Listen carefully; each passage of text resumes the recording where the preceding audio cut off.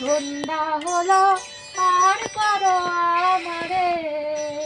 রাধে রাধে। আচ্ছা, জয়শ্রী দাসের বাড়ি কোনটা? আমি জয়শ্রী দাস। কেন, কি হয়েছে? আচ্ছা, এই গ্রামের সব থেকে গরিব মানুষ কি আপনি?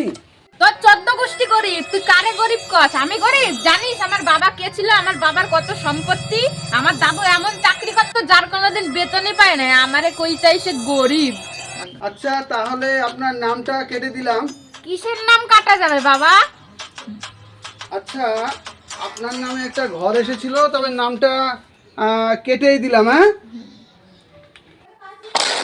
বাবা না না না না, ঘর নিয়ে না, আমার ঘরটা হেবি দরকার। আমার ছেলে আমারে বাড়িতে বার করে দিছে, আমি পারুম না বাবা। আমার ঘরটা হেবি দরকার।